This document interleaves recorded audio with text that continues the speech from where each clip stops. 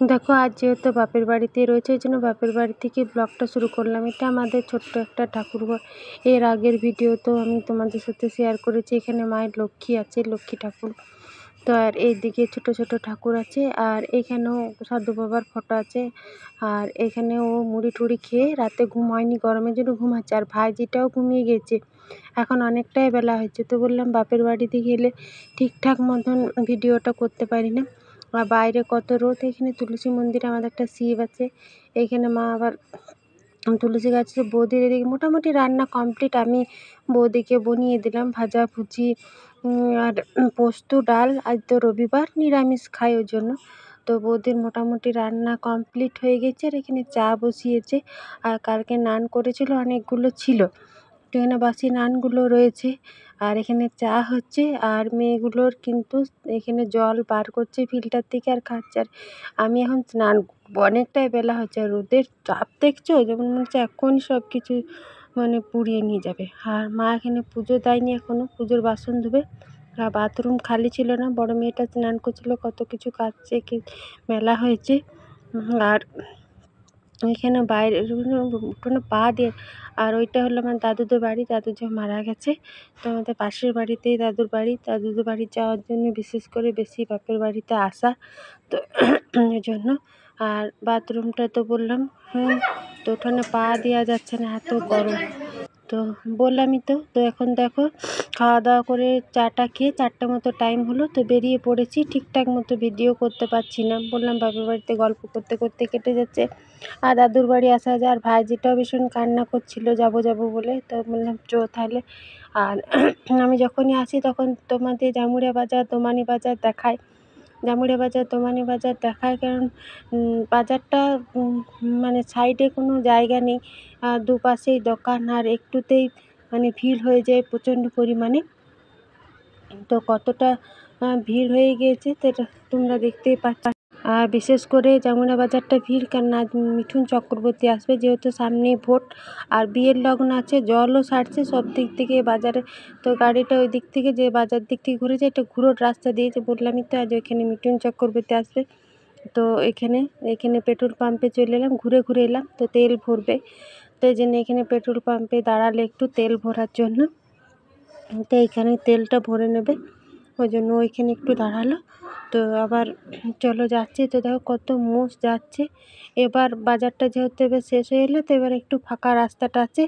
তারপরে আরও দোমানি বাজারটা পেরিয়ে গেলে আর রাস্তাটাও ফাঁকা থাকে। আবার দেখো দোমানি বাজার ঢুকে গেলাম, তো ওইটুকু একটু রাস্তা ফাঁকা ছিল। তারপর আবার দোমানি বাজার ঢুকলাম, দোমানি বাজারও তাই, দুপাশে দোকান, একটু পেরোবার জায়গা নেই।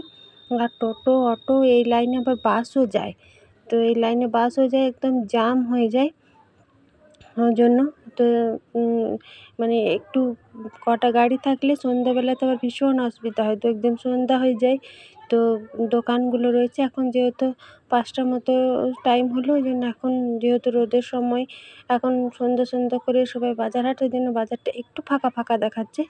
তো ওই জন্য একটু ফাঁকা ফাঁকা দেখাচ্ছে। তো চলো, ফাঁকা ফাঁকা আছে তো অনেকটাই চলে এসেছি এখানে, অনেকটাই চলে এসেছি। তো এইদিকে আবার ওইদিকে যে রাস্তাটা যাচ্ছে ওইটা কিন্তু চুরুলিয়া চলে যাচ্ছে। আর এইটা যে রাস্তাটা, এটা তো লালগঞ্জ আমাদের ওইদিকে মিশবে। আর এইদিকে এই বাজারটা একটু পার হয়ে গেলাম, তো দেখে এবার কিন্তু রোডটাও খুব সুন্দর আর ফাঁকা রাস্তাটা। এইবার আর কোনো ভিড় যানজট কিছু নেই, আর রোডটাও খুব সুন্দর। আর সূর্যটা যেহেতু অস্ত যাচ্ছে, দেখতে এত সুন্দর লাগছে। আর এখনকার দিনে কোথাও যাওয়ার হলে এরকম সময় যাওয়া বা আসা খুবই ভালো। এখন বেশ রাস্তাটা বেশ ফাঁকা, আর বেশ ঠান্ডা ঠান্ডা হাওয়াও দিচ্ছে, আর এই সময়টাতে ভালো লাগে। তারপরে আবার যদি বার হয় তখন আবার গরম লু হাওয়া বইবে, ওই জন্য এরকম সময় বার হওয়া। আর রাস্তাটা দেখতে পাচ্ছ, রাস্তাটা একটু মানে একদম পিচ রোড, যেমন সে নতুন করেছে। তো এদিকে বেশ ফাঁকা ফাঁকা, আর হাওয়াটাও খুব সুন্দর এই টাইমে। আর দুপাশেই বেশ ফাঁকা ফাঁকা লাগছে। আর এরা তো দুপুরে ঘুমাবে না, মামা ঘর যেয়ে গাড়িতে চাপলেই দু বোনেরই যেমন সে ঘুম চলে আসে। দু বোনও, ও ওইদিকে এরকম করবে, এ ওইদিকে ওইরকম করবে। তো আর দেখো যেহেতু বিয়ের লগ্ন চলছে, বললাম তো আস্তে আস্তে অনেকেই দেখছি জল সারছে। তো দেখে এইদিকেও একটা জল সারছে, তারপর আবার এইখানেও ধর একটা জল সারছে। এখানেও ব্যান্ড পার্টি বাজে না, জল সারছে এখানেও তাই।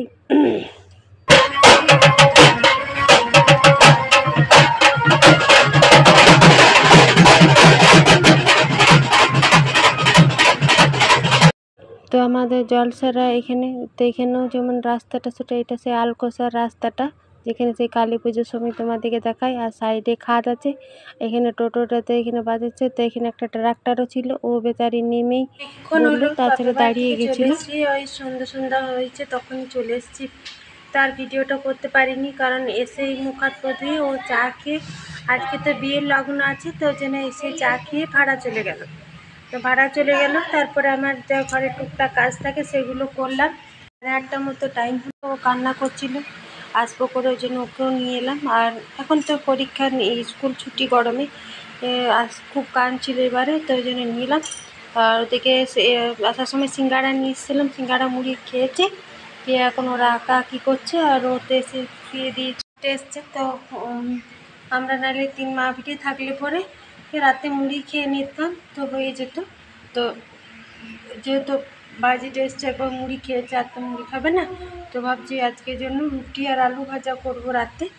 তখন 8টা সাড়ে 8টা মতো টাইম হলো। হচ্ছে বাপের বাড়ি একদিনের জন্য যায় বা একবেলার জন্যই যায়, তো গেলে কেমন মনটা একটু খারাপ খারাপ লাগে। তারপর তো দাদু মারা গিয়েছে সেহেতু মনটা একটু আরও বেশি খারাপ লাগছে। তো ভাজিটা এসছে বলেই খাবার করবো, তাছাড়া খাবার করতাম না।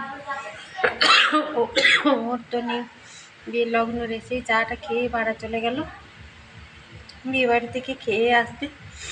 তো এখন আটা মাখি, রুটি করি আর আলু ভাজি, কিন্তু আমরা এই 4 জনাই খাবো। ওরা তো মুড়ি খেয়েছে, কতটুকু খাবে না, তো বেশি রুটি করবো না, ওই 8-10টা মতো রুটি করব আর একটু মতো আলু ভাজবো।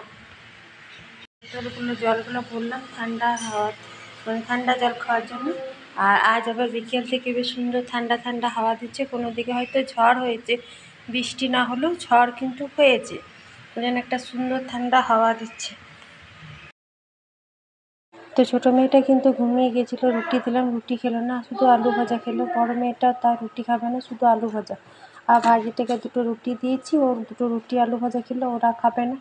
তো রুটিগুলো রেখে দিই, ও এলে তখন বিয়েবাড়িতে যদি খেয়ে আসে তো ভালো, না খেয়ে আসে তো রইল রুটি সবজি আলু। 9:30 মতো টাইম হলো, ওদিকে এবার ঘুম পাড়াবো কারণ ওরা ঘুমোয়নি।